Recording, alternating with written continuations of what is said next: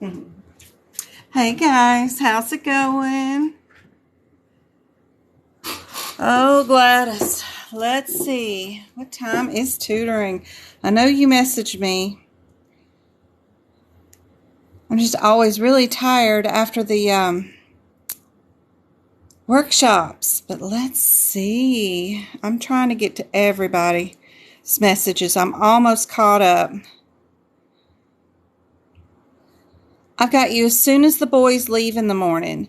So they leave at they get on the bus at 8:15. So then I got enough time to go get something to drink and then come get you. So right before 8:30 in the morning. So I know you wanted the link. Let me go send you the link real quick.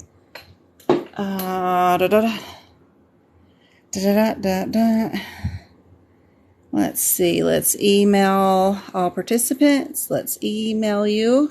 There you go. Now you got the link sent to you. So it'll be right after the boys get on the bus in the morning.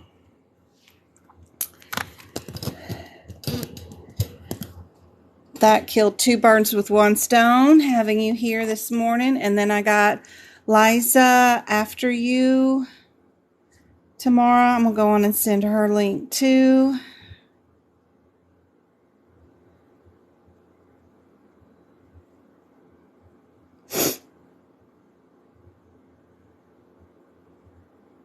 Yep.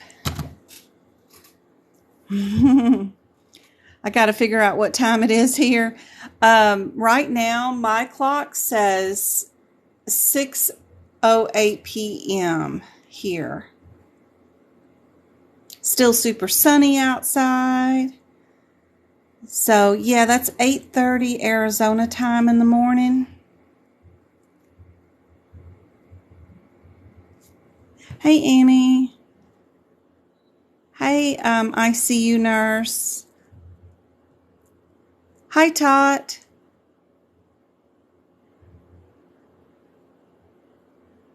Hello, Custom Boutique. I have a Poshmark boutique too. I gotta log on to it. I haven't logged on to it. I think I got money on there. I gotta transfer. Hey, Twinkle. How's it going? If y'all are ever, I do have a real job, and then I have the tutoring that you guys do with me as a source of income, but I also have Poshmark, Macari apps, things like that where I sell retail arbitrage, or the boys use clothes, those kinds of things. If y'all have never done that kind of stuff, it's worth it. Like, here's my Macari app. I like it a lot better than Amazon. I do have an Amazon store, but I do have a eBay store too. But I like Macari better because it's the customer gets their item and then they have 3 days to say they like it or hate it. And then after 3 days, the deal is done. And you don't have to deal with like 60 or 90-day returns of things. It's just 3 days and you're done. And there's no PayPal and you get direct deposits into your checking account. But Macari's like this, right? It's just an app. But look at my sales for probably the last 2.5 years. That's my sales for like 2.5 years. I don't have anything up right now. I took it down, but I use that money to pay for things like my car tags when they're due annual, the kids' school clothes that come around every August that I need in their school supplies. I'll post stuff up for sale. It doesn't have to be anything new. It could be used socks. People will buy used socks. You just take pictures of the holes, how holy they are or how old they are. It doesn't matter. Some crafter will want them and they'll make little bunnies out of them. They'll buy used paper towel rolls, whatever. But the main thing is that when you sell an item, they get their item, it's tracked, and then they get they get 3 days to decide whether they like it or not, and then you're done. These are just some things that I have up if I wanted to have them up, I just take front and back pictures of whatever it is and sell it. And if they want it, then great. And then if they don't want it, then don't. Sometimes I'll find outfits like that from Walmart right after a holiday for like $1, and I'll post it up here for like $13 with free shipping. So I don't know, if I bought it for $1, I might make $5 out of it, which is fine with me. If I can turn $1 into $5, that's fine. It all adds up. But that helps me pay for the car tax. So, you know, y'all think I'm busy. I'm I got stores too online, so it's funny.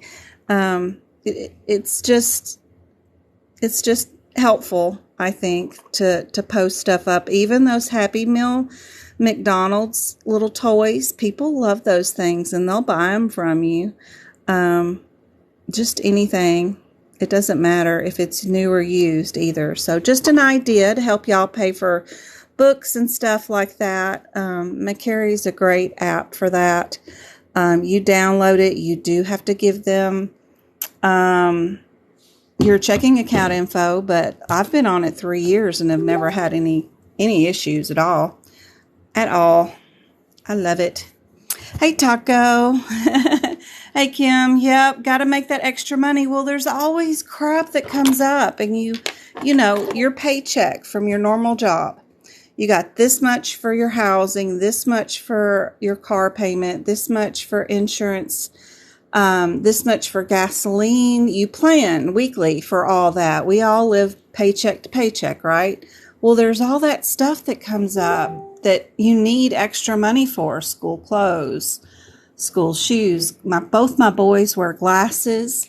The insurance doesn't pay for all of it. You have to pay for, I don't know what they're always charging me for, but it's always something. And there's just, everybody has their hands out. When the water heater breaks, I got to call a plumber to come fix it. It's just a lot of stuff always comes up. So it's nice to have that. Hey, Bells, how's it going? It's good to see you. Hey, Jill. Shipping, you have the customer pay for shipping, and all you do on McCary is you put in the weight of your item in your item, and then they figure up how much the shipping is, and you just have the customer pay for it. Just make sure you got a little scale that you could put something down and put how much the shipping is. So I usually try to do free shipping just because that's just me, but I'm like the only seller that does free shipping on there. So don't do that. Do where the customer pays for shipping. That's what they're used to. And before you hit the sell, it'll tell you exactly how much your selling fee is, which is a lot less than Amazon or eBay. They'll tell you exactly how much it is, how much the processing fee is, or taxes or anything, and how much you will exactly earn if you sell it at that price. Or you just pick that little button that says buyer and you put in the weight, pick out the cheapest or a couple of shippings. Like they can pick it where they want it slow boat, FedEx, which is the slowest, which is funny. Or if they want to pay for UPS, or if they want to pay for UPSP, whatever, or regular postal service, you can have them pick. They can have several options and you just have the buyer pay.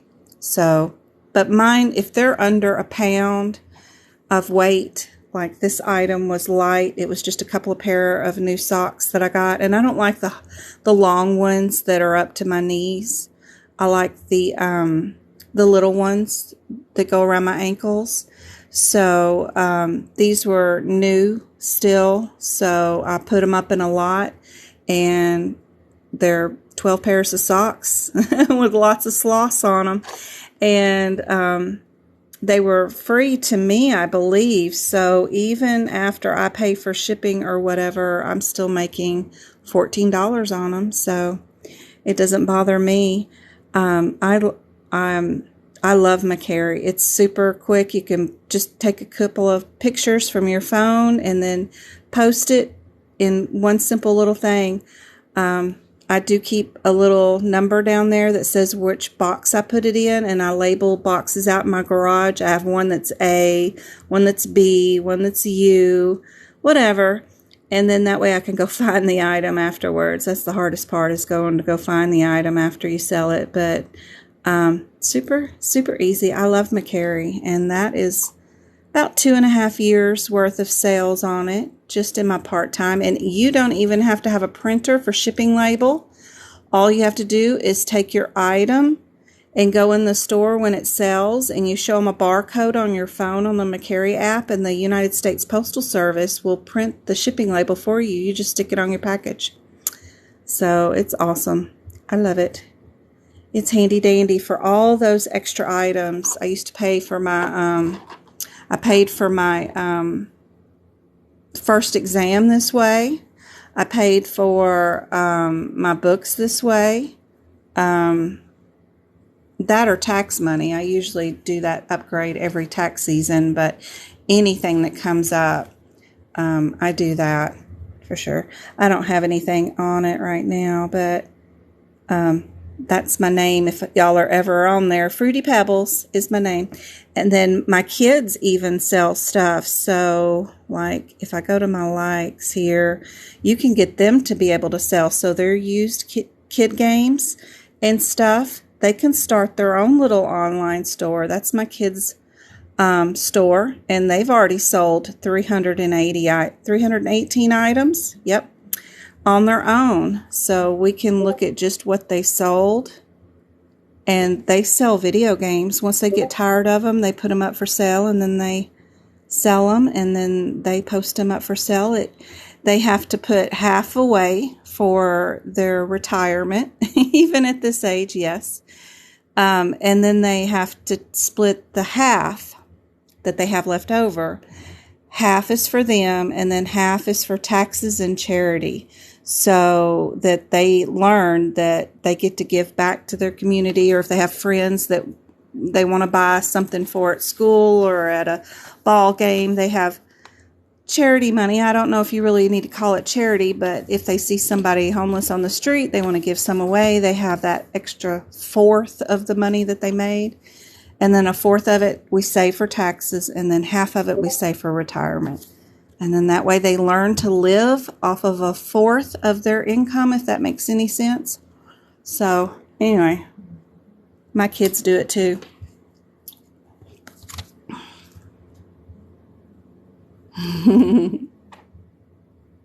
Yep. That's all the stuff they have up for sale right now. And then you can look at their items sold. Yep. And then that's the stuff that they sell all the time. And sometimes they find stuff that's cheaper on like at Walmart, and they might make $1 or $2. Like those games are brand new sealed, and I think they got them all for $5 each at Walmart. So if they're selling them for $21 and they're doing free shipping, they're making $10 on it, so they turn their $5 into $10. So that's kind of handy. There's an app called BrickSeek. It's free, but they do have a paid option. But if you look at BrickSeek's free, they'll tell you when Walmart has stuff like that on sale that you can get pretty cheap. And then the kids can learn to resell them right now. But they're selling, and I don't have anything up for sale. And once I taught them how to do the app, the only thing I do for them, I don't package up their items. I don't look at their store. I don't do any customer service for them. They have to do all that. The only thing I do for them is take their package to the post office. And they have one spot in the house that once they get it packaged and ready to go, then they put it up on the counter, and I know that it has to go out to the post office. So that's it. They have to do it themselves, or they get the bad reviews, if they don't. So far, I don't think they've done better than I have. They've done really well. So, yeah, it's really good. I love McCary. But anyway, enough of that. We need to look at coding for sure. Hey, Sarah. Hey, Tammy. I was talking about you today. Thank you so much for that email. I was really tired today, and because I did that workshop yesterday, and usually I have a lot of low energy after that. I don't know why. It's only 3 hours, and sometimes even my lives are 3 hours long, but I was just really tired today, and your email gave me lots of energy back, so I loved your email, by the way. That was really sweet, and I loved hearing your stories and how I can be helpful for you. I was working on this muscular skeletal section actually today, guys, and I wanted to point out something. Let's see. So I'm working on the differences between some of these, and this one is really neat because we're doing reconstruction of the midface. This one's anterior, and then I don't see a posterior, which is interesting. They have an any direction, so I guess that one's really technically posterior. But this next reconstruction of the midface is extra, and then the other one is a reconstruction midface also, but it's extra and intra at the same time. So sometimes your differences, we deal with this extra or intra a lot in the eye section, but it looks like we're going to deal with it again in the muscular skeletal section. So when you're writing your one-word differences, we not only have the Lefort fracture, it's not the 2 fracture, but it's the 3 fracture, but we're also, this one's anterior, this one's any direction, it's the 2 fracture. This is the 3rd fracture, but it's extra only. This one is the 3rd fracture, but it's extra and intra. I was doing book prep the other night, and my phone died in the middle of it, but Travis was drawing some artwork, some skulls down here. I'm still working on that. We're transferring the skulls over, but I want to draw in those 3 fractures. This is what he drew for me, and so I need to get it moved over here to the bottom of this page so I can draw out exactly where the fracture lines are. Those fractures are not meaning like there's 3 fractures or 2 fractures. It's just pointing out the different areas where you have the fractures in your face. So I wanted to draw 3 skulls so you would know exactly how those fractures look.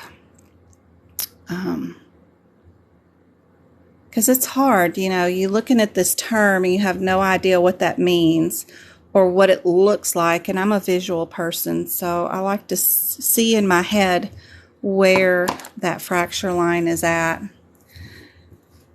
But those are cool, neat little distractions. I've started drawing a line out of the word when it says without so that I know that it's not there. So that's one more thing I started doing too during this section. Hey, Mom. Or Momo. I keep calling you Mom for some reason. Taco. That's the exact section you're working on right now. Awesome.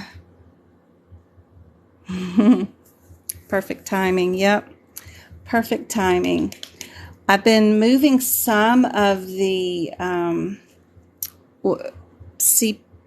exam question info here too.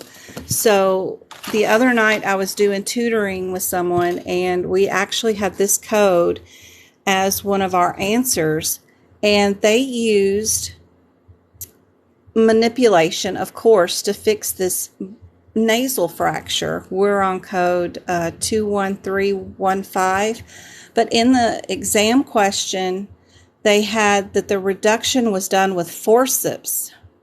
So I thought that was interesting. And they also called it, instead of a manipulation, they called it a reduction, which is the same word. It's an AKA word for it. But because it was in the example question, those words, I moved it to that code. So if y'all have practice exam questions and y'all are doing them and figuring out what the answer is, and you're using the CPT code word descriptors to figure it out.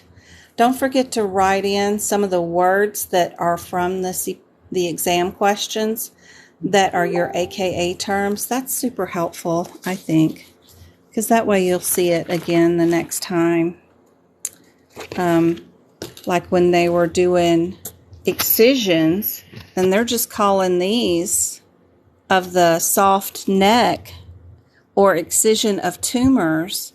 Well, their definition in the front of the book under surgery of what a tumor is called a mass or a lipoma also. So I moved that from the front of the book in the surgery guidelines to the actual codes to give me a definition of what a tumor is. So that's helpful.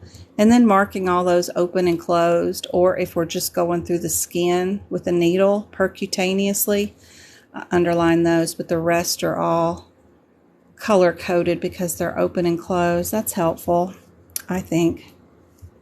Did I mark some more CPT codes? I'm sure I did. As I'm tutoring, I've been making more notes from the questions.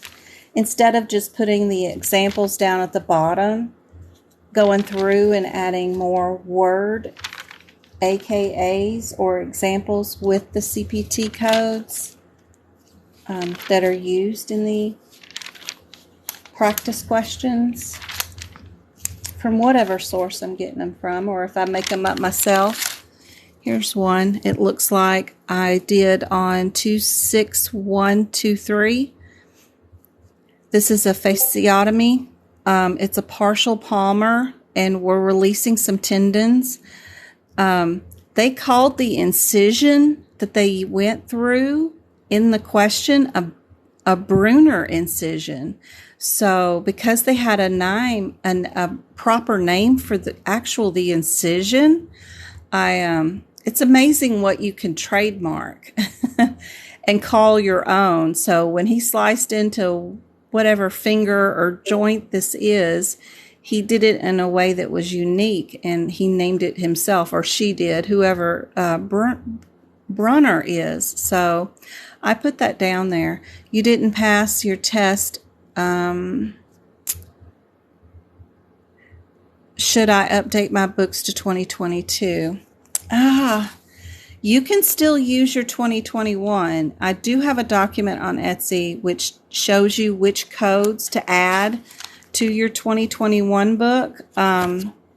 So like there's five new codes in E&M. I tell you what the code number is, what the description is, and what page number to write it on, so that you can go to that section and just update it that way. You've already worked really hard at your notes to have that in there. I don't know. It's up to you. If you want to go through and update and write in the new codes, you can do that, or you can move it all over. They do allow you to use it. Please don't update your ICD10 or your HipPix. Of any of the books, don't do those. If you want to update your CPT, you can. It's just a lot of work to update this book and get all the notes in it. I'm still not done, and it's almost May, right? And I would want all these notes in it that I've put in it if I was going to take the exam, and I've been working on it since October of last year when I first got the CPT book. So it's a lot of notes, but I did try to type it all out first, so that's not going to work. So anyway, it's a lot of notes. Hey, Stevens. Just don't give up. Yep. I had one almost give up. She tried one more time this weekend. One more time. That's all she was going to give it. One more time. And Hannah passed. She did. So that's awesome. She let me know today. And she had almost given up. So I'm so glad she didn't. That's awesome. Now she is a legit CPC and can move on with her dream right there. Yep. Love it.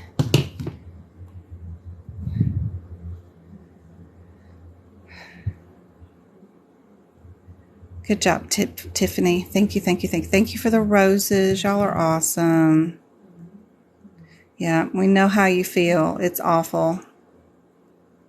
And the game is designed to make you not pass for sure. So that's stressful. That's so stressful. And some of the questions are so cruel in the way that they are asked that there's just no way you can get it right.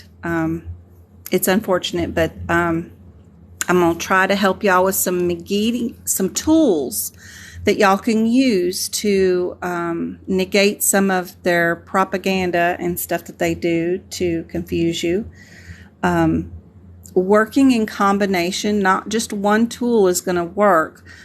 Like process of elimination isn't the save all of save alls. You've got to know it, but you also got to know coding irregularities to be able to look at codes and know your guidelines that are tied to them, whether they're ICD10 or CPT, to know whether those would work together. You need to know that information also. And then you also need practice of picking out what one word difference is going to make a difference between that code and that code.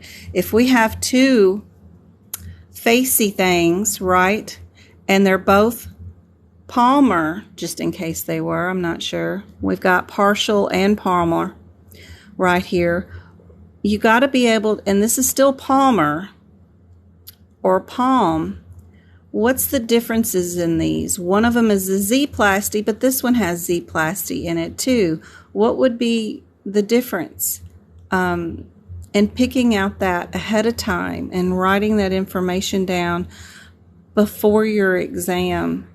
That way you're not trying to figure it out in the middle of your exam and getting confused and missing one little thing that was different between these codes, that if you looked at during a non-stressful event, you would pick it out right away.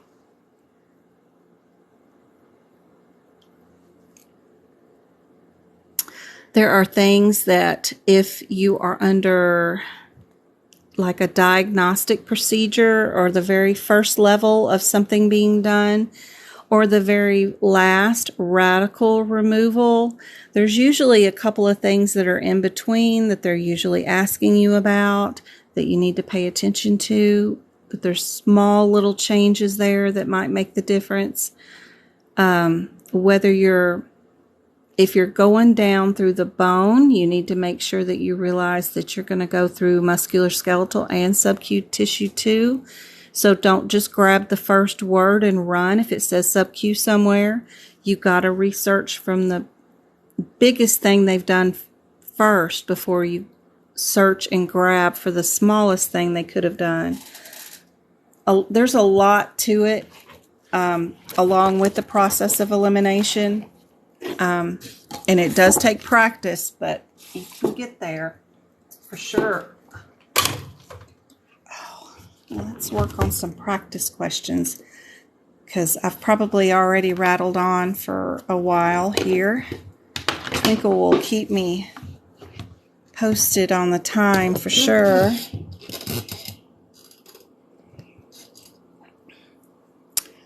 Where do we find coding irregularities? That's where noting your guidelines and knowing your guidelines is going to definitely help you. I will show you some coding irregularities here in the examples I've got for tonight. But right now, which of my techniques would you go for first when you look at this answer? You're going to have some index cards with you, right? You're going to block out the question. You're not going to look at the question. You're going to come down here to this A, B, C, or D. We're going to evaluate these numerically. We're going to look for patterns of similarities. But also, what technique have I shown you guys that is going to help y'all pick out the answer really quickly? What do you notice about these codes? Sorry, I'm trying to get into my ICD-10 book that might help you here.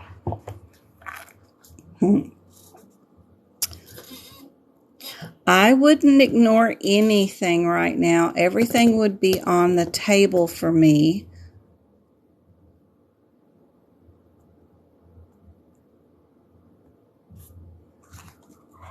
What's the fastest way to find the differences between some of these answers? The fastest way. There you go. So let me make sure I got my thingy lit up. We have diagnosis codes that end in A, and then we have diagnosis codes that end in S. So 2 of them are ending in S and 2 of them are ending in A. The fastest way to find out which code sets you could eliminate is to run to your, I call it a parent code, but if you go to S82, not down to the tiny digits, but only S82, you will find the definitions to what A through S means. And being able to look through that question fast to find if it's one or the other is going to be the fastest way to either eliminate all the A's or eliminate the answers with the S's. So if we go to S82, we'll see we got a whole lot of definitions of what that 5th character means. And S means sequel, and your A means initial encounter for a fracture. So super helpful and very clear distinction that we know we can find in our question super fast is this a healed fracture that is coming back with new issues, or is it an initial fracture from a car wreck that happened today? What's going on? That's super helpful and the fastest, most efficient way to find the answer really quickly. So if we look at our question, we do have something about a fracture. Sorry about the flashing. Don't know what it's doing. He had 6 months ago, right? So we know it's a sequel event. So super fast. It shouldn't take you 15, 20 seconds to run to S82. Remind yourself about what the definitions are. Don't assume, because some of these have a lot of definitions and some of them are just A, D, and S. Just don't assume. Sometimes they're different. Like this one has a lot of definitions. So it's worth the time to go verify what the definitions are. Sorry, trying to get the crane to act right. Okay. So we know we're doing a sequel event. We don't need to know anything else out of the question at all, because we know that there is a guideline attached to this. And many people are already saying C. There's a guideline on page G35, maybe, somewhere around in there. I don't know if I'm not saying it too late. That's probably way too late, yeah. No, G10, I think, somewhere around there. No, 8. I'll get there. G5, oh my gosh, half a 10. So G5 has our, it depends on which ICD-10 book you have, but we have our guideline for sequel event. And what it says is that the condition or nature of the sequel event is sequenced first, and our sequel code is usually coded second. It also says here that sequel event usually has 2 diagnosis codes that will go along with it. Those 2 guidelines, because I've seen questions on those. And what's that sequel code? Is sequence second, means that the S code, yep, is coded second. The symptoms that brought the patient in for today's visit which is normal, which is usually the reason for the visit, is always coded first. So we know that D is our answer on this one, not C.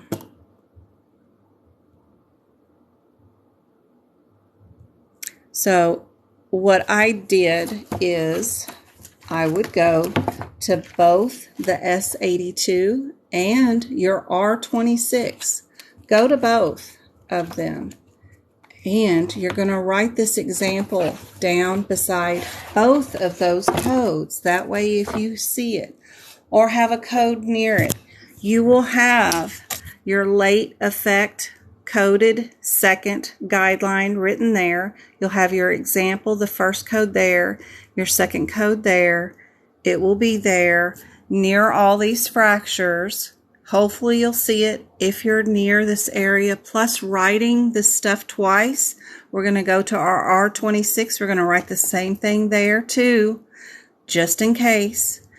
Writing it multiple times will also help get you to retain it in memory. But it'll also be in print for you during the exam. So we didn't need to look at the exam question, but for one thing, to see if it was a current fracture or an old fracture, and then the rest of it you should have known by your guideline. And then that's all I would do for this question, is just look at that and move on. Yep. Good job, Shawnee. Yep. Very sneaky, Annie. Yep. Dirty Red, good to see you. Good to see you.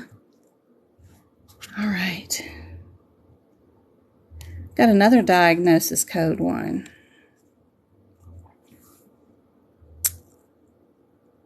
So what I would do right here, love you too, Dirty Red. I would go to my A, B, C, D, E, F, G, H, I before J, K, yeah, okay. Go to my eyes, see what that strip says.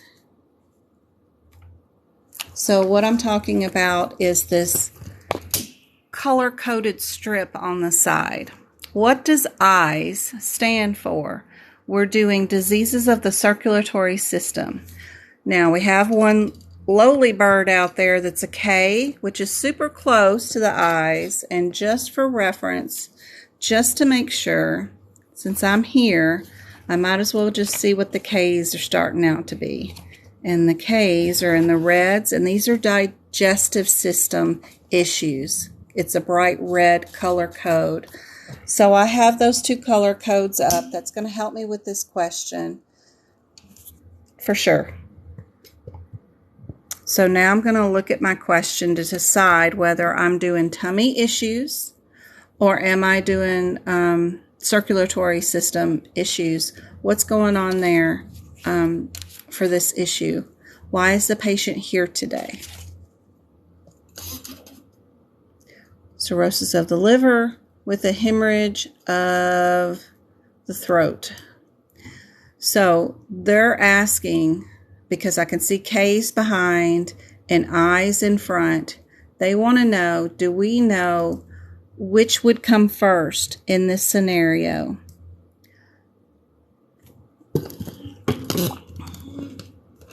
What comes first in this question?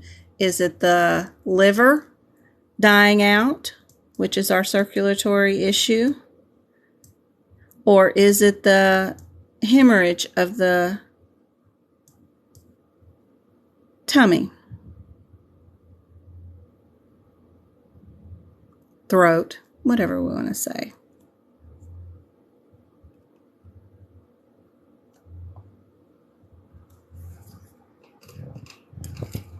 So cirrhosis of the liver, if we go to our I-85, does have a thing. I really don't like this question because if we were in I-85, we would know that we have a use additional codes if they have certain issues, things that are going on.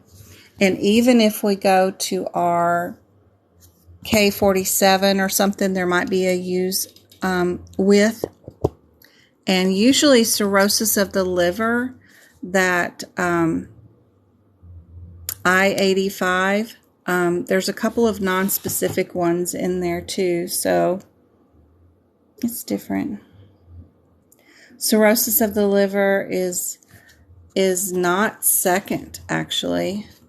Remember, the way that AAPC organizes some of this stuff in the question is pretty much how they want to be seen. Now, it's hard to tell with this question because they didn't give us enough information, but the patient has cirrhosis of the liver and they did a scope, probably because he came up anemic.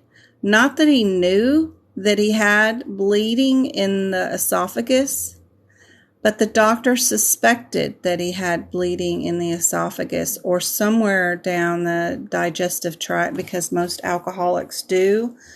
They have really bad reflux and they usually have to sleep in a recliner to find any comfort to be able to sleep.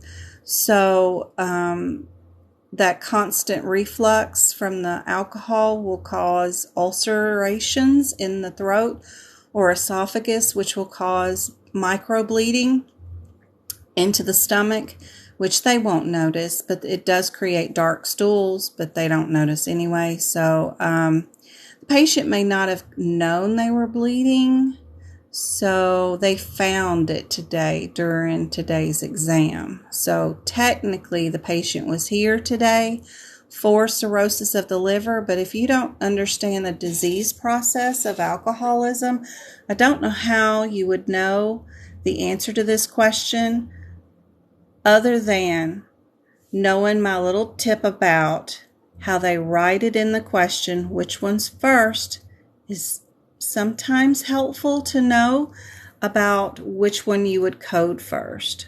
It's crazy, but I don't know. Yep. Our C is first, our K is first, and then our I is next. And this one is a non-specific code, which I don't like. It's one of the only ones I've ever seen them use. But what we did was we went to both of those diagnosis codes in our book and we wrote down cirrhosis of the liver with bleeding. We wrote the example down, and then we'll go to our K code. We'll write the same example down. That way we have it and we know how they want it coded.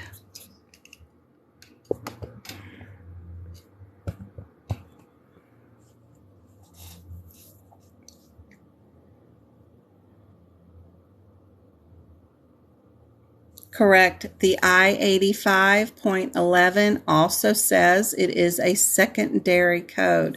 So when you went to that code, it definitely says it is a secondary code. It's secondary. Yep.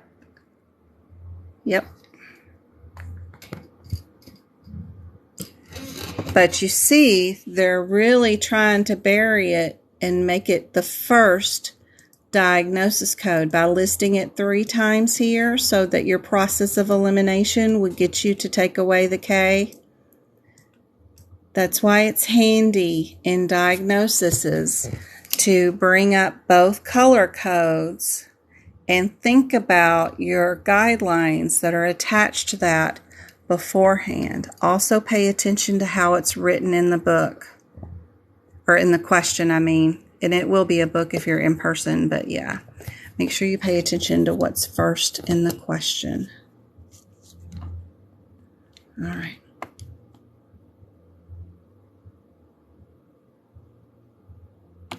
Yeah. It looks like he's only in an outpatient service center, probably getting the scan done today.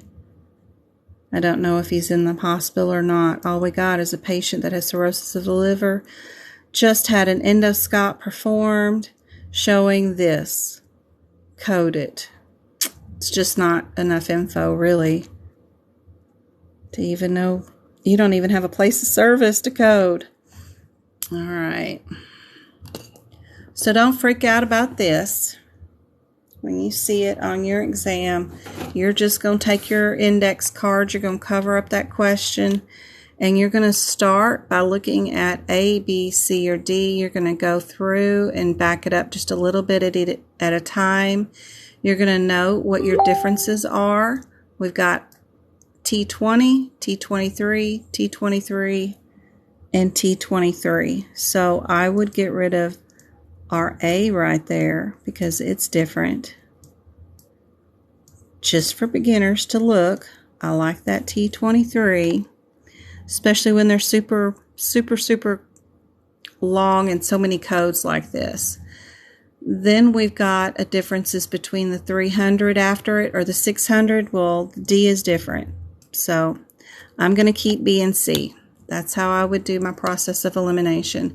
Then we note that we get rid of all that mess so it's out of our way. And we get rid of all that so it's out of our way. You can draw on your exam booklets just like I'm doing. In-person exams, you can do all this writing on your booklet, on your test question, which is fine.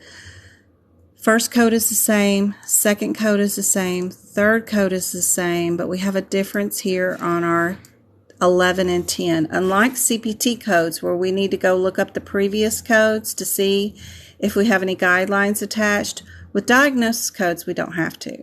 We can go straight to that T31. Let's go see what's going on there. When we get there, T31, we're dealing with some burns, right? T31, yep, we've got burn, classified according to the extent of the body surfaces involved. So we need to see what the extent of the surface body was involved. Yep, so let's check out our question real quick. What extent was our burn?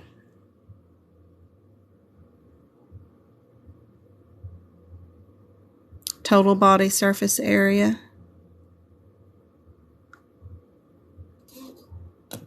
So that makes our answer which one? 10 or 11? Our differences are 10 is 0 to 9%, and our 11 is 10 to 19%.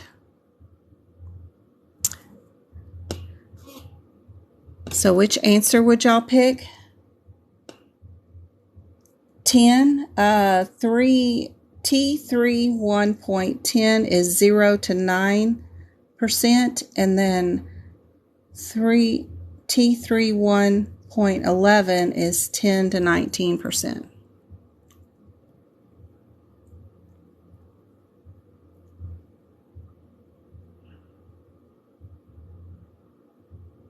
Okay, Tiff, Marge, Cameron, Megs, Dirty Red, you all got it, and Annie too, you all got it wrong. Look at your words that are green highlighted. It says 3rd degree burns. What y'all did was, what everybody does in this question, is you added your 3rd degree burns to your 2nd degree burns is what you did. I'm sorry about it not focusing. There we go. You added your 2nd degree burns to your 3rd degree burns to give you a total 10% burns. Your 3rd degree burns were only 5%. This is how they trick you with the wording in these questions. The book highlights those differences for you. You're only at 3rd degree burns. You gave the patient a total of 10% of all 3rd degree burns, not 5% 3rd degree burns. Yes.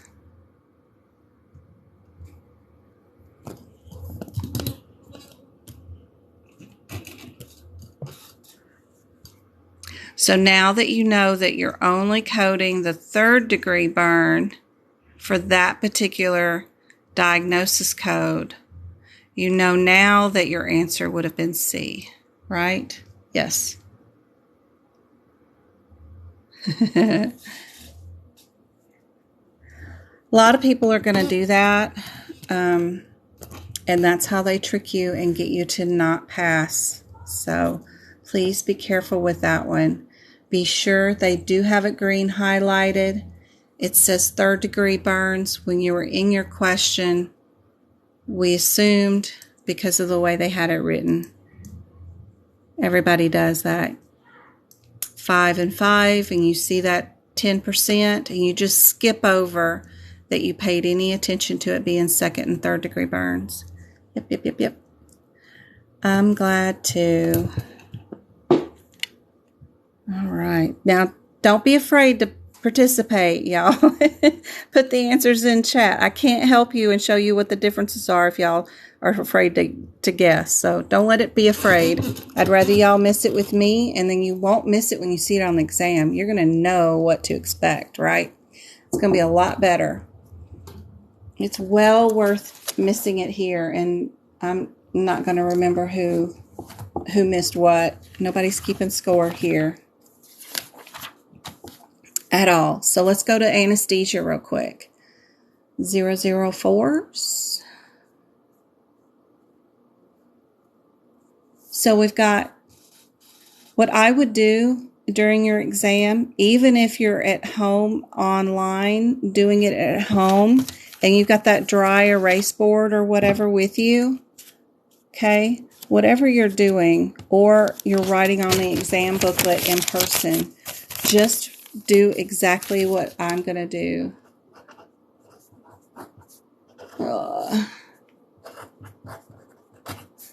And then we've got radical, and then we've got rad. Okay, so if I had a dry erase board, or if I had the exam booklet written right in front of me, I would do this. I'm going to go to 00, and I'm going to write chest, right? Because we're at chest. Chest.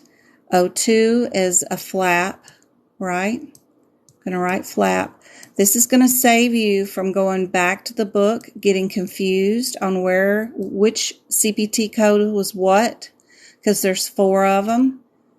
And this one's radical, but this one's radical with nodes.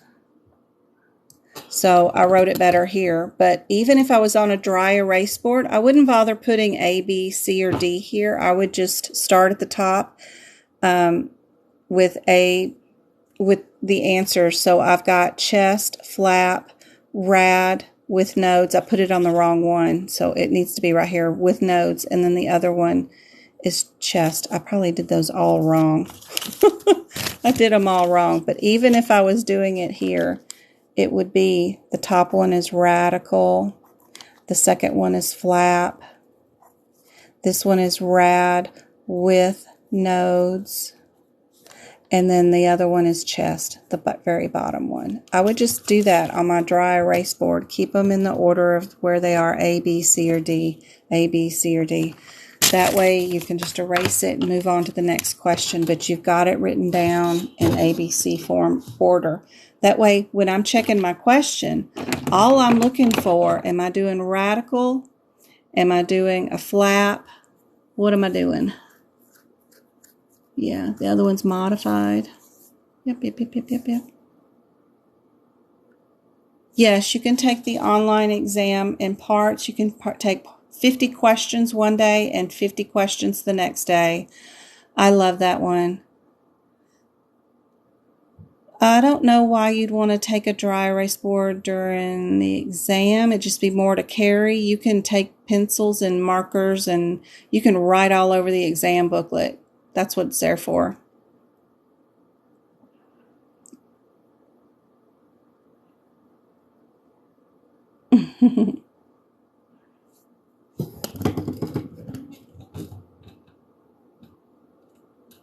Yes, you can apply for an ADA. Please do if you can.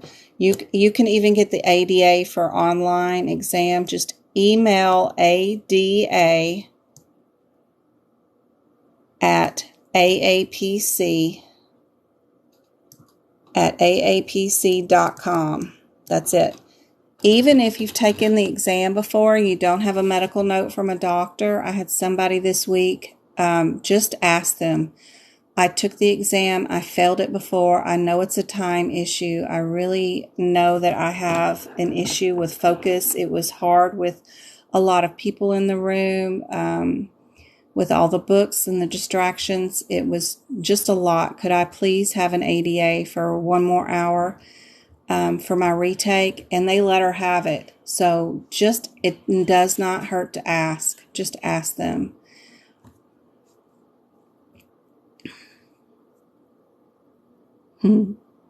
Well, with it only being 50 questions and being online, that's awesome.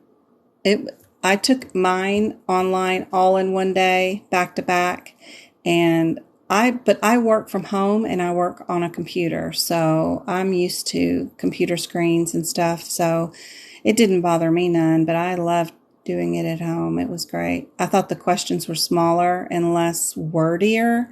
It could have been just my exam was smaller. I remember looking at the books questions briefly. I didn't read them because all I was doing was highlighting what was on the exam in my books, but those things were longer questions for sure. Anyway, I'm going to check my question real quick. And I'm just looking for radical, flaps, chest, looking for those words right there. And I do skim and see the word flaps, so I know my only answer is definitely B, and I can move on to my next question. Oh, my crane is so sad today.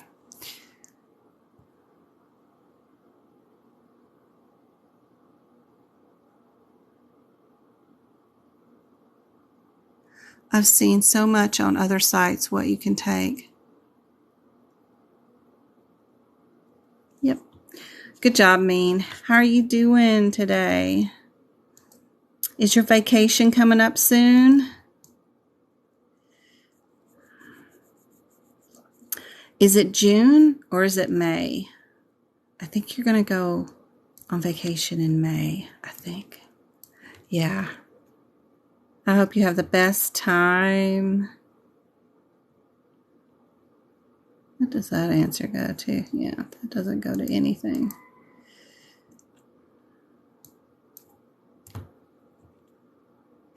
All right.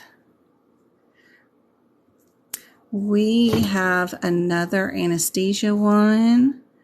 Let's go see what's going on here. I think process of elimination just gets me down to this 72 and 72. They just want to know if we understand the difference of adding our qualifying circumstances code. So what does 00172 say? 172. It's a cleft palate. Does it have a child's age in it? No, it doesn't. Then I bet the answer is C. And all I would do was skim as I was leaving that question just to make sure it is under 1 year of age. If it is, then I'm keeping my answer C bubbled in and I'm moving on to my next question. It's exactly how I would handle that question. Yep. Oh, your birthday, hey Carmen, is May 14th, and your test is on, oh my, you're 1 month away from mine. Mine's April 14th, and yours is on May 14th. Anybody seen Betty today? I hope she's doing okay. She's been busy, maybe. I was just looking for her. Hope she's all right.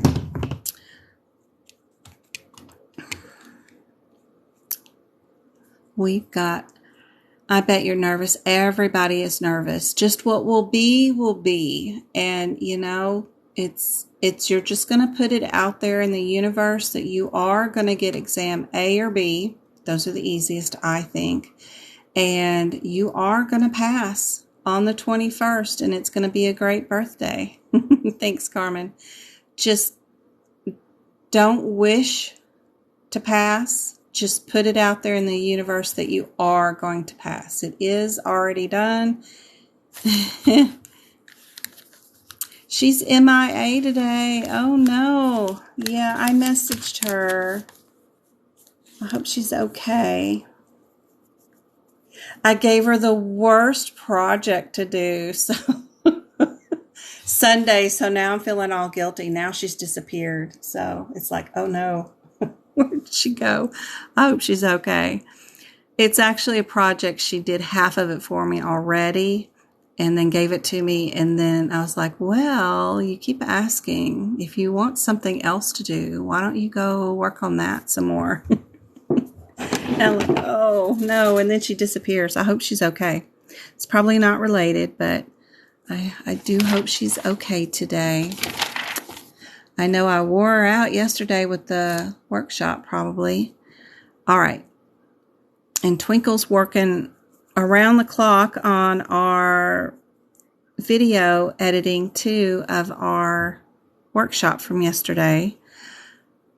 Do we see any coding irregularities in this question? So for the people that have been asking about coding irregularities and how to spot them, this question does have a coding irregularity in it. What's the coding irregularity? Why would A be out?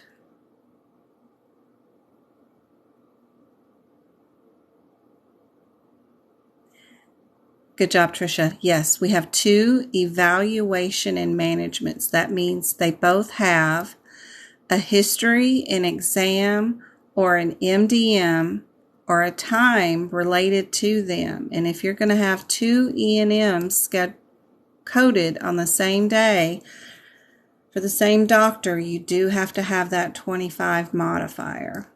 So we can get rid of that one because that's a coding irregularity.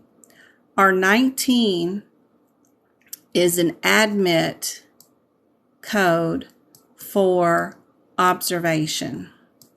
Our 84 is an ER code. No one's ever in ER. It's a trap. Every time you see the word ER, ignore it like it's not there, because it does not matter where your patient is physically. It matters to what their status is.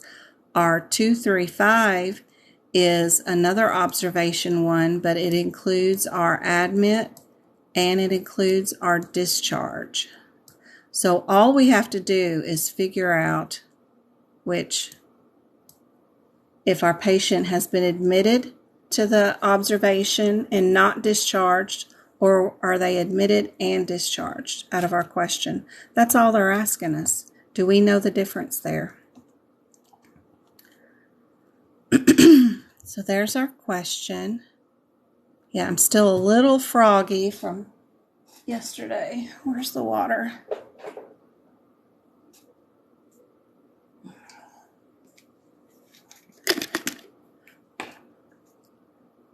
$35 is admit and discharge.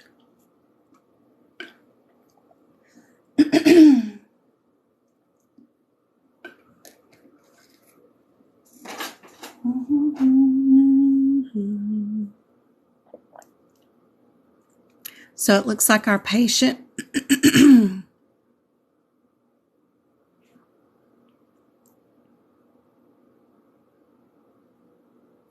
was placed in observation, and it says we will continue examining, and that's all we have.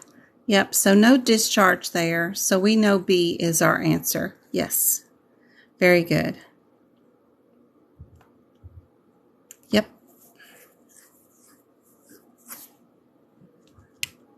So even though I did eliminate certain things, I still went through each one and I wrote a little bit about each one, thought about it first before I eliminated them. E&M is a different bird. You really want to know, if you don't know off the top of your head what these codes are, write a little bit about each one beside them so you don't have to go back to the codes. They're all over the place. Some of them are pushed out of sequence in E&M, or they are out of sequence. When you find the code, go on and write a little something down about what each one is next to your answers. That way you're not having your fingers or pencils holding places in the middle of this book and you having to go back and forth, back and forth, back and forth to look at all the codes while you're looking at the question. You want to have down exactly what you've got going on. You don't have to use the same terminology that I do or the abbreviations or whatnot. You make up your own pattern of what you want to write down and be consistent throughout the exam. But get in the habit of doing something like this for each question. That way you're not having to hold places in the book and you're not having to go back and forth. That will save you a lot of time. Just take the time to write a little something down. So what is our 99253 code? What is that one? I don't know that one off the top of my head.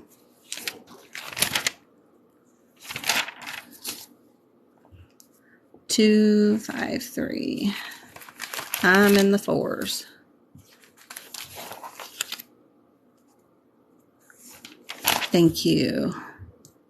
Inpatient consult. Awesome. 21 is inpatient hospital, right? What's 33? I know what 233 is.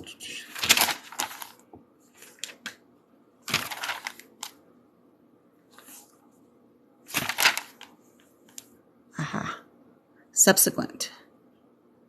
That one's subsequent, right? And our 3-4 is observation.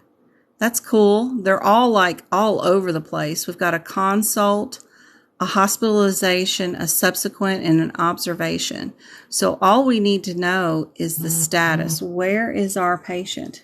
Who the heck is messaging me? Or what's going on? Anything important?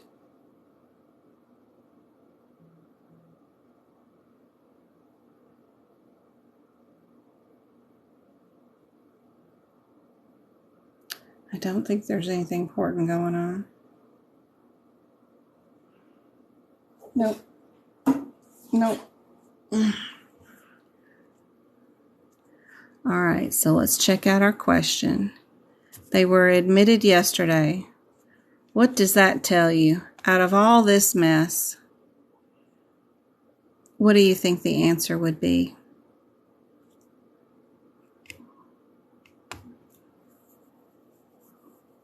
Yep. Subsequent. Yep. Just make sure it's not an inpatient consult, because what if they called in somebody for a consult, but usually they do it the first day they're admitting, not the second day. But other than that, yep, you're perfect. Yep, admitted yesterday. Absolutely. We don't have to do anything else or worry about the MDMs or the history or detail. That is a subsequent all day long. All right. I'm going to skip this one because we've done this one recently. We're going to go back to this one. Integumentary. Process of elimination, of course, gets me to eliminate A. Don't much like that one. And probably going to get rid of C. I would go straight for the 13 and the 14, see what my differences are. As long as I'm under the right headers, we're going to be okay. If we're not, we can go back to those. It's all right. But 113 is what? 113, 116, 119, 114. 113 is a shave. 114 is an excision. So all I got to do is see if we're cutting something out or if we're just shaving it down.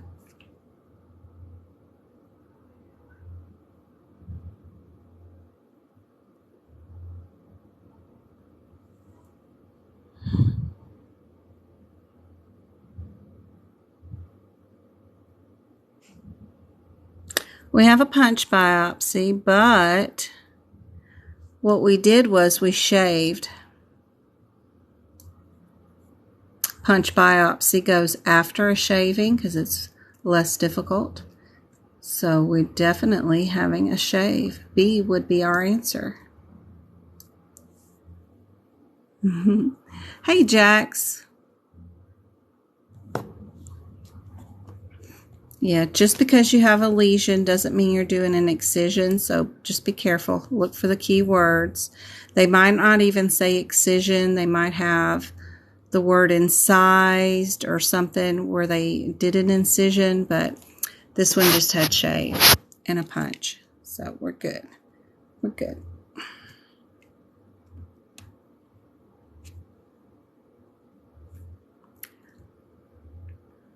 So I like the 22s, right? What's going on with that 158, 22? 158, 22 is a parent code, so that's good. It says upper I.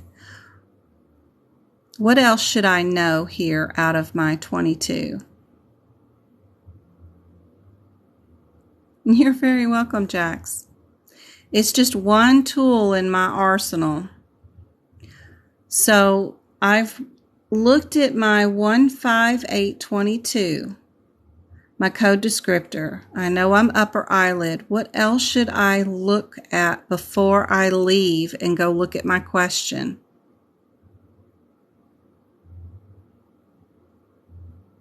I'm in the book. What else should I look at? Don't forget about your parenthetical, which is down at the bottom, and it's underneath the 23 code, and it says for bilateral, add modifier 50. So I have that in my head before I even do anything else. So I know that no matter what, A's out, and I know that D is out because we're not going to use right or left. We're absolutely going to use the 50 modifier because our parenthetical tells us to.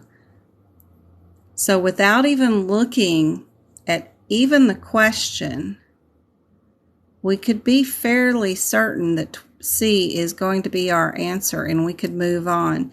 The only thing that's different is that the 23 has excessive skin removal, and unless they say anything about being excessive, which would be at the very bottom, C is going to be our answer. And they don't. There isn't anything. They were just, skin was excised. That was it.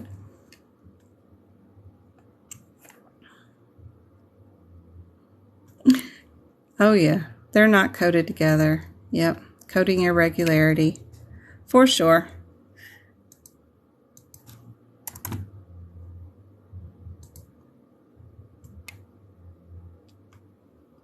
All right. For this one, of course, that little old 12 looks weird out of the way. Let's go to our 42, 43, and 44. See what's going on with those codes before we look at our exam question. 110.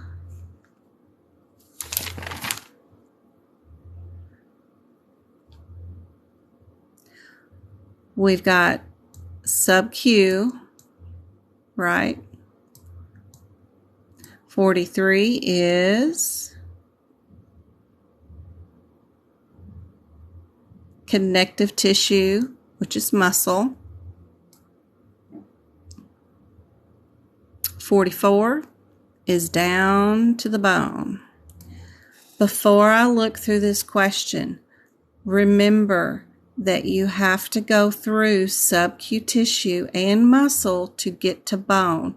So don't just go through here searching for these terms and grab the first one you see, like sub-Q. Don't do that, or even muscle.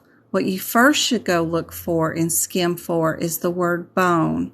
If you can't find the word bone or a bone mentioned or the actual name of a bone, like humerus or something, that they might not even say the word bone specifically, but they might list a bone or list a muscle like your trapezoid, whatever that muscle is in your shoulder. They might just list a proper name for it. So exclude all bones first and muscles before you decide on picking sub-Q, because you have to go through those areas first. So here's your question. Of course, we already got all kinds of stuff going on here, but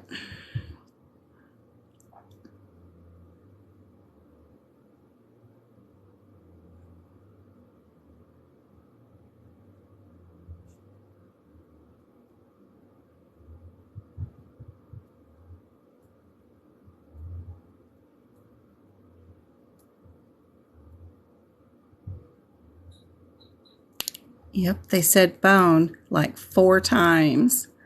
So perfect. They even have proper names for bones too. So perfectly fine with picking our bone and moving on. Yep.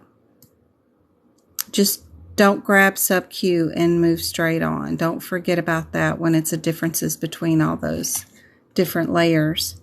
Remember that you got to go through all those layers to get there. We did this one last night. This is our nurse visit for our 80-year-old patient. So don't forget that we do have our nurse visit still available to us. They did get rid of the 01 a year ago, but we still have our 211. So we did that one last night. We did this one too last night.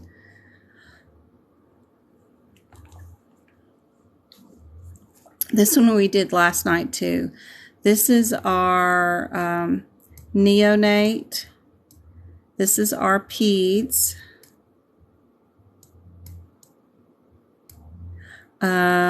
Critical care and critical care.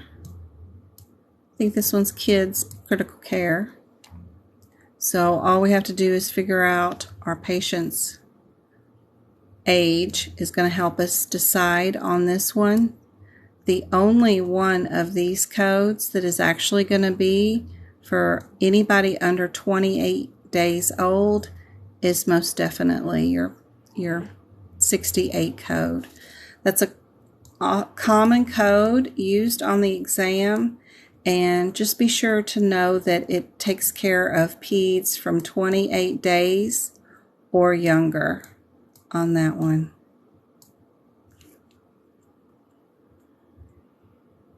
I did not do this one last night. All right.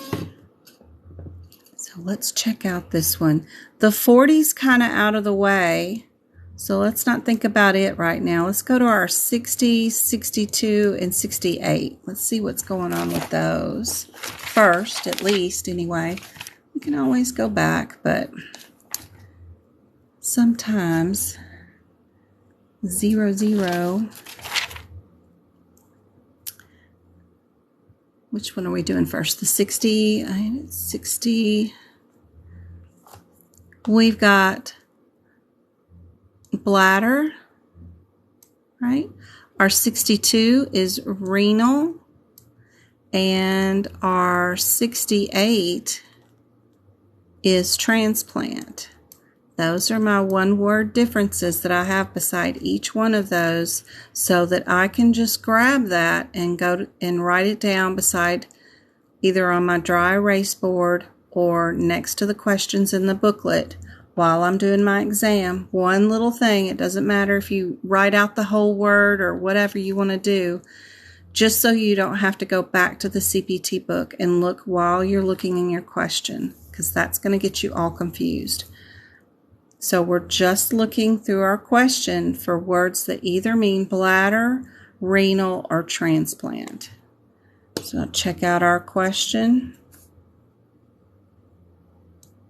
We do have renal.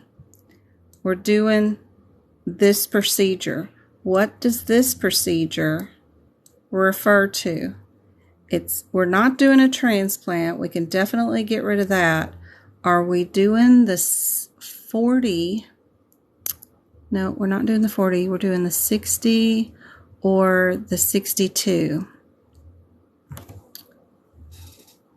We're not doing urinary or bladder. We're definitely doing our renal. Also, beside the 0062, what I wrote is my AKAs. I wrote that beginning neph, and I wrote kidney also next to my 62. That way I have those because I grabbed that from questions just like this one, where neph would mean where I'm at with my 62. And I don't care about what's coming on after it or about my P's, because every one of those CPT codes was different. So as long as I'm in the right area, then I've got the right answer. Good job. Yep, y'all followed along good with that one. Just don't forget to mark up your books with words from each question that y'all practice with. There's usually something you can add in there to let you know the next time you see that code what you're dealing with. Oh, Mo's. Moss or Mo's, whatever you want to call those. They have their own set of guidelines that are different from your surgery guidelines. We know we can get rid of C with our process of elimination.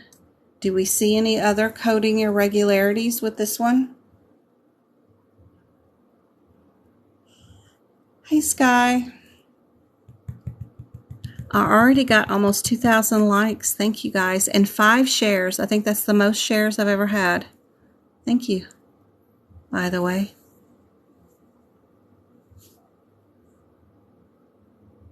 You can watch my video later, Carmen, on YouTube.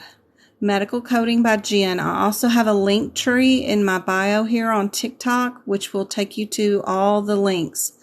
My website, the free Discord group, the free YouTube videos, all of it will be there.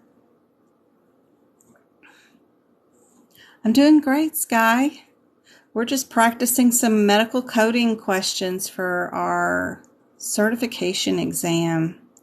Yes, A is a coding irregularity. We would not code those two separately.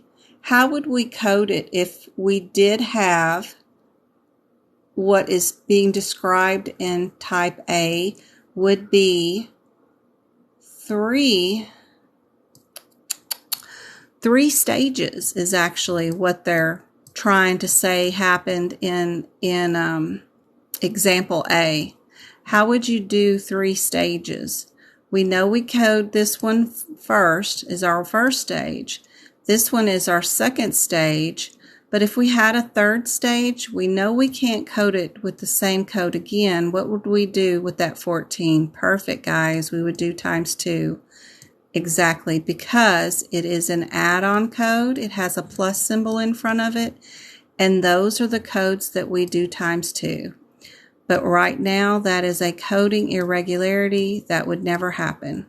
So all this question is asking us is if we have 1 stage or if we have 2 stages. We don't care how many blocks are cut into or slides or anything else, because that's the same answer for both. All they're asking us is if we have 2 stages or not. So you're just having to search the question for the word stage and see if there's 1 stage or 2, or any descriptions of the doctor going back to the body twice to cut a new thing off. That's all you have to look for. So I see the word first stage, and since they're alluding to it being a first stage, you know there's going to be a second stage. Yep. So you know your answer has to be D. That's all there is to it.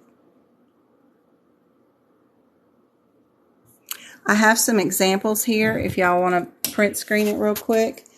You can get rid of chat by swiping left, but some of these examples for what if you have one stage and 6 blocks, or one stage 4 blocks, second stage 6 blocks, those kinds of things are kind of helpful just to see how you would write it out differently if y'all want a copy of that. Super helpful. This one, just make sure you've got your each and stage is noted on the 14. These are for each block sets of 5. So that's your differences.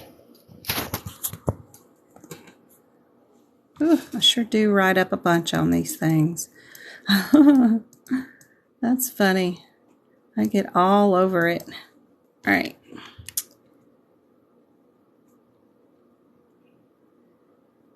Here we go. Did we do this one already? I don't think so. It looks awfully familiar, but I don't think we did it tonight. But we're definitely going to get rid of that 12, right? What is our, gosh, it looks familiar. 11042. Did we do this one? I don't know. 11042.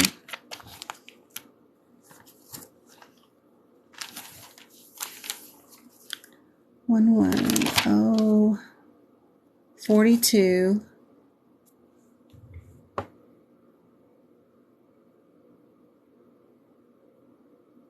Forty-two is the dermis. Yep, so we're above sub-Q. 43 is muscle and sub-Q tissue, right? And then 44 is down to the bone. Sort of the same thing, huh? Maybe we did this one. Is this our toe? Is this our bone in our toesies?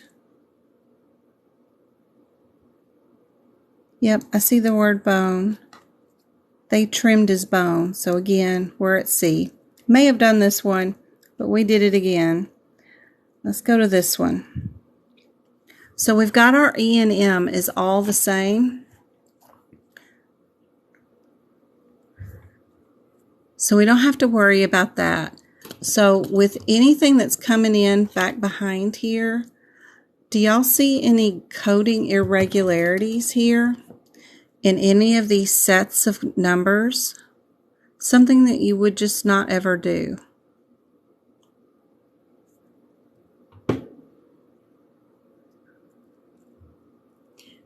Mean knows what's going on for sure. So in integumentary, you always code just like you would in OB, the most difficult procedure first. And the book starts out with simple things like needle guidance is your very first thing, where we're only introducing a needle into the body to do a biopsy or something. So there's super small procedures in the front. And as you go through integumentary section and the numbers get larger, you're doing way more stuff, even adjacent tissue transfers and crazy foolishness like putting fish scales on people after burns. So it gets super complicated towards the end of the section, and the numbers are also getting higher. So when you see a smaller number coded before a bigger number, and I'm just talking numerically, 14 is a smaller number than 34, that's a coding irregularity in integumentary. You can get rid of that without having to worry about anything, because it's not going to be the right answer. Then it gets you down to just the 2 answers that are remaining, where the bigger number, 53-year-old, is the elder to the 34, is in the proper order at least. One thing that you mostly know about AAPC, do they prefer 3 procedures to being done on one patient, or would they prefer 2 procedures being done on a patient? They want to make sure more than anything that y'all are not overcoders, and they'll try to put stuff in the exam questions to make you think that you're going to need to have all three things coded. But if it was just a difference for me between 3 codes and 2 codes, besides the office visit, I'm going to always code the smaller amount because that's just going to be the answer more likely than not, for sure, with the AAPC. So we can look at this question. You can drive yourself nuts with adding up all the forehead, cheek, chin, and legs and extremities and arms, and add up all those numbers and then try to figure out. But if you know how we code lacerations and how they're separated, so if we go to 12053, we know they're separated. You know you're going to have your face, your ears, your eyes, your nose, and lips all in one section. The only other thing that patient had was some extremities. So we've got extremities. Other things that might be considered another procedure or another area grouped together are going to be the feet and genitalia and the hands. Your extremities are for the arms and stuff. So just knowing how they're bundled and how many bundles you might have can help you verify too, but I wouldn't waste my time bundling all these lacerations and adding them all up. You can feel confident in knowing that it's just going to be 2 different locations and they just added them all up. It's definitely going to be D as your answer. And they want to slow you down in a lot of these sections to get you to write it all out. You know, it'd take you a good 8 minutes to get through writing down every single one, then bundling it. Yeah, and it's just going to slow you down. Don't do it. Pick your thing with the least amount of codes out of the remaining and move on. All right. Thank you, Twinkle. I could have stayed on that forever. So, looking at this question, I see we've got 2 that are the same, right? And we've got one that's going to start out with symptoms, because we know our R section. Even if you don't know, you can go to your diagnosis book and just look up what the R tab says. We did that earlier today, where you can find out that the R's mean signs and symptoms, and that the J codes are respiratory. We don't use symptom codes when we have a diagnosis. We can, but only when we don't have a diagnosis, and we definitely have a diagnosis. So I would get rid of those 2, and they're only asking, would you code the symptoms with a diagnosis right here? And you just wouldn't. We know that our answer is just going to be C, and we can move on down to our next question. The patient has pneumonia, and we are not going to diagnose their cough or shortness of breath because those are all symptoms of pneumonia. And we're going to move on to our next question.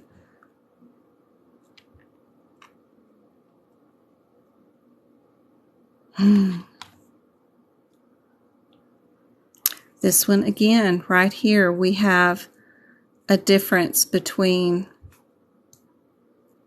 this answer and that answer.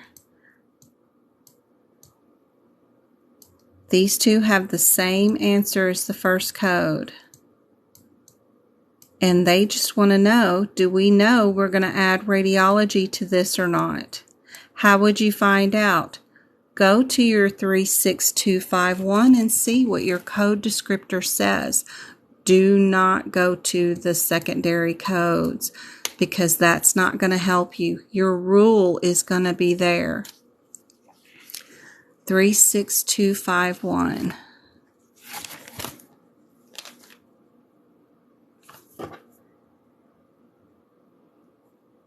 All your parentheticals, everything you need to know is going to be there. I have notes that this includes fluoroscope. So we know radiology is included in this one. So unless it's like ultrasound or they switch it up and do something else, fluoroscope with contrast is included in this code. So we can check out our question real quick. As long as they didn't say anything about something being really weird, we know we're just dealing with one code and we can move on to our next question. They just want to try to get you to add extra codes, and we're not going to do that. We're going to avoid that at all cost. Ooh, that's it. That's all I had prepped. Oh my, I ended early. Anybody got any questions that they want answered while we have a few more minutes? I got to prep for my 2 tutorings first thing in the morning as soon as the boys get on the bus. We can dive into my E&M collection of questions and do some more E&Ms if y'all want to. If nobody has any questions. Yep, radiology is included. Yeah, you like that? All right, E&M it is. Let me go look. Where's my E&M quiz? There we go. We was doing that earlier today. Let me get rid of that. My writing's on there. Y'all like this one because you have to do the that process. We know this is an established patient, right? We know this is an ER. What is our E&M? I do have a YouTube channel. There's a link tree in my bio here.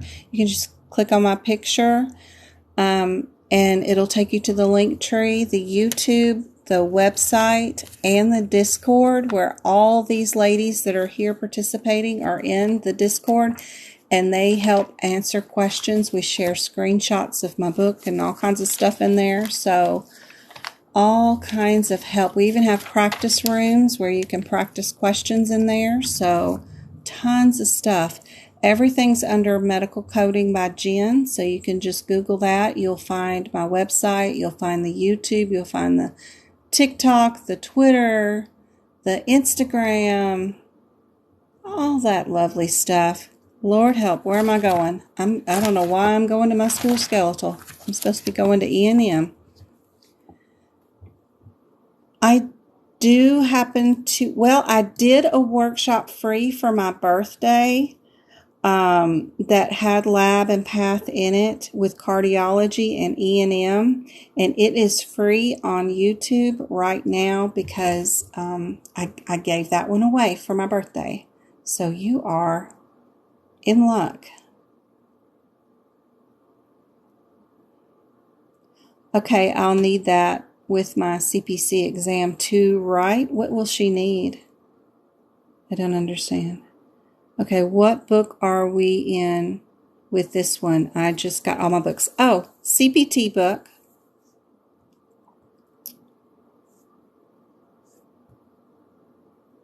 Medicine, I have not done yet as a workshop. That's a good idea. I need to build up and do another workshop. As soon as I get over being tired with this one, we'll probably do one around May. Oops, sorry. Well,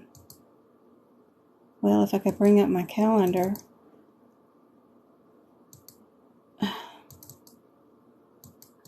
Well, the stupid notifications are driving me nuts. Probably do another workshop around the 15th of the month, or because the Mother's Day is the 8th, and I don't want to do it this Sunday because I'm too tired, and that's Asian Heritage Day anyway. So May 15th will be my next one, and only one for the month of May, actually, because I'm going on vacation with the boys the last week in May because the boys are out of school for the summer.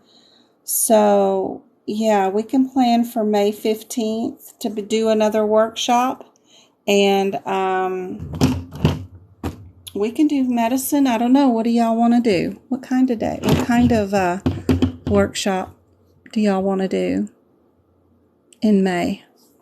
Because Mother's Day is coming up, and I can't do one this Sunday. I'm too tired. And then Mother's Day is the next Sunday. So the 15th, we can do another workshop. So for this one, we need to write out, our differences between our E&Ms. We need to write out our history. We need to write out our exam, and we need to write out our MDM, I believe, to figure out what this kid is.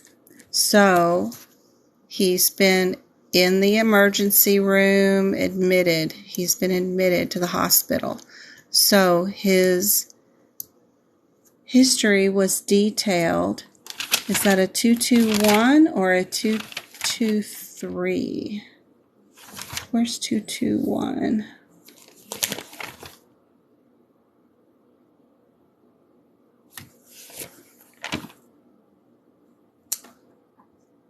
That is detailed. That is 221. And our exam is comprehensive. That's a 2-3. And our MDM was high, which is a 2-3. But because the exam was low, we have to code low. So our answer is B, because this is a 3 of 3. For that one. And what I did for my book on this 2-1, and I know it says comprehensive, but it can't be if we only have one of them listed as detailed. So on our 2-1, I put one line through comprehensive because it doesn't meet the same qualifications if it's detailed as comprehensive, because we have comprehensive listed down here. That makes it clear so that we know that if anything is detailed, we leave it alone and leave it there. If it's listed as comprehensive, we leave it all here. If it's all matching anyway. Yes, Jackson, you got to join our Discord group. It is super handy dandy. If you haven't yet, it's great for getting started. It's a lot of info there, but you just download the Discord app, set up your account, click on my link tree here, and you can get right in. Somebody, Wonder Vision said, oh, Twinkle did it, the going live thing. That's so cute. But that's our main chat room right there. And then we have all these little rooms up to the side. So when you go there, you'll get this little line at the top. The little line at the top will show you all of our rooms. We have practice room questions. We have what to expect on exam day, E&M resources, CPT resources, all the way down to job resources. And even if you want continuing education, if you want to get a different certification like COC or CCS, I have those practice rooms with those questions too. Just lots of help there. It's all free. And yep, all the ladies are in there. I have a new room that I need y'all's help in getting started and finishing of where to start, how to use or work Discord tips. So I've got a new room. We just need to put what we want in it for helping people start out. And I don't even know how to phrase it. It probably ought to adjust the phrasing so that it shows up better. But some of the girls are in there are really handy dandy at navigating Discord and getting around and understanding all of the parts. That's my new room I created so that we can help. But you'll know when I go live and doing free content, which is Monday, Wednesdays, and Fridays. So you can see it here on TikTok. I do download that content and then repost it on YouTube. And look at all of them sharing all kinds of stuff. There's all kinds of info in there to help you out in your coding career. Even after you pass your national certification, either through AAPC or AHEMA. I know. Wonder where Betty is. I hope she's okay. I wonder if there's been bad weather. Is there bad weather somewhere? Or I don't know. Did you download this past Friday's? I thought so. Did I? Let's go look. Where's my YouTube? Go look at my library. Look at my channel. My videos. Repeat live from 4 days ago was the 20th. Oh my gosh. What day was the 20th? That was a Friday. Yep. It's there. Yep.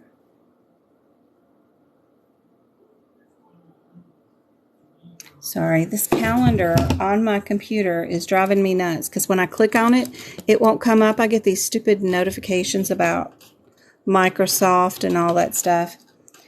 It's rough because I had to redo new phone 3 times this week because I kept breaking my phones.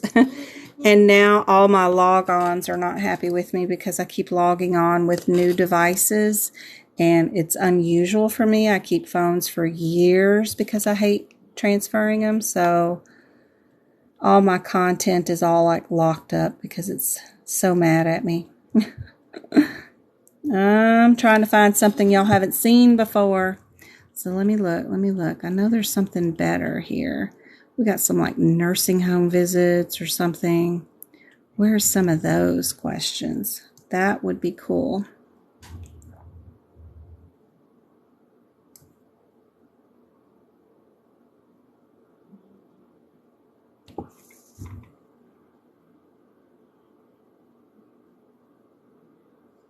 Did you download from past Friday? I don't know.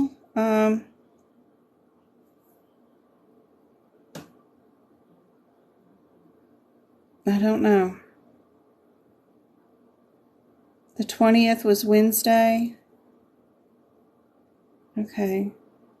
22nd I was on May's calendar as Friday. I'm sure I did. Let's see. TikTok,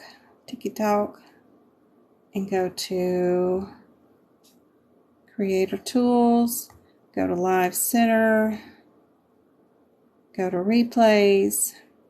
How long was the 22? It was 2 hours and 13 minutes long. Do I have that video in my phone? 2 hours and 13 minutes. Nope, I have 2 hours and 10 minutes. It's my last video that I downloaded. So maybe I didn't, because my video on Wednesday was 2 hours and 10 minutes. So that's the last one I uploaded, actually. Okay. Sometimes you just have to make me focus on something. So that's the last one I uploaded. All right. Where the heck were my boys? Oh, we were at the eye appointment on Friday. That's what was going on. We had to go to the eye doctor. James got new glasses in January. He's already broke them. And even with the warranty on them, it was still another $100. Everybody's got their hand out. That's why I like that McCary site, y'all. So let's download Friday's content. As soon as that finishes downloading, I will upload it on YouTube. I thought I had already done it, but I guess I only did Mondays and Wednesdays, so sorry about that. Let's see. Let's see. Did it record? Okay. There it is. Let me ship it on to YouTube while I'm thinking about it, because I'll forget. Okay. It's going there now. It'll take it about 15 minutes to process, and then it'll be there. I do have hip picks questions. I do.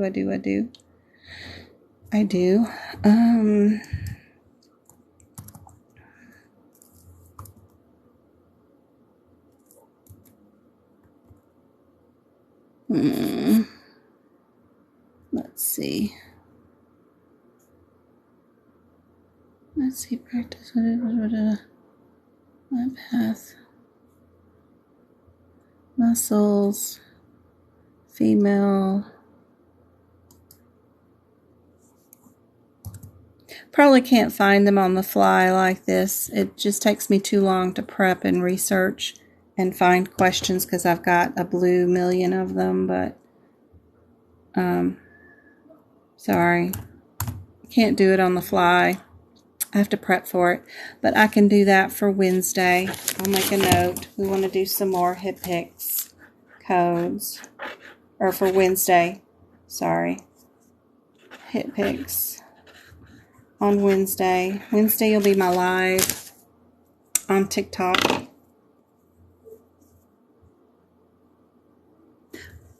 Ambulatory. I know the ambulance one is usually on there. There's a difference between an ambulance that is BSL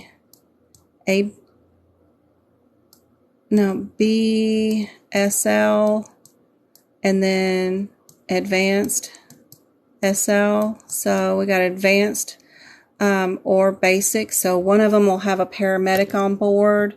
One of them will have the paramedic and the EMT, and then the other difference is they'll just have 2 EMTs. 2 EMTs cannot stick a needle in you. They can't do anything to introduce anything into the body.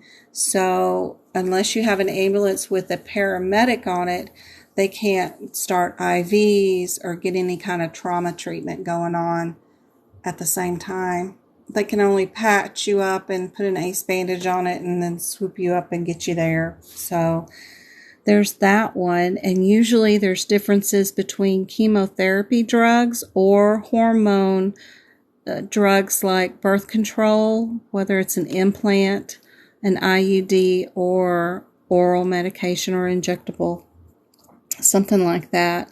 There's also some questions about short arm cast and long arm cast and stuff like that. And speaking of that, what's been on the exam the last 45 days, I've got to update that and get that finished and put out. I've got 2 people who shared with me some new info this weekend. Thank you, May and Maya, and one more person on Discord. Do I have it open? I thought I had it open. What's been on the exam the last 45 days? May not. But yes, I got to go do that and finish updating that. Thank you for Michelle Carp for the follow. No worries. Thank you, Tiff. I am going to go on and get off here. I'm going to finish loading this YouTube video. I'm going to get what's been on the exam the last 45 days updated and do my 2 preps for tomorrow morning's tutoring that starts as soon as the boys are out. I'll be back to do book prep with Muscular, Skeletal in about 30 minutes. So if y'all want to join in, it will be on YouTube in about 30 minutes. So I will see y'all later. I hope this has been helpful. Where do I find the exam questions? You can find them on Quizlet or at the AAPC website. You can purchase exam practice questions, And we have some on our Discord app where people ask questions about certain questions they've run into that they might not understand, and they want to know why the answer is one way or another. And they discuss them in those practice rooms. So lots of help everywhere. I hope Betty's okay too, guys. I do too. We'll keep her in our thoughts, and I will see y'all on YouTube in about 30 minutes if y'all want to go live and do some book prep. I hope this has been helpful. See y'all later. You're welcome.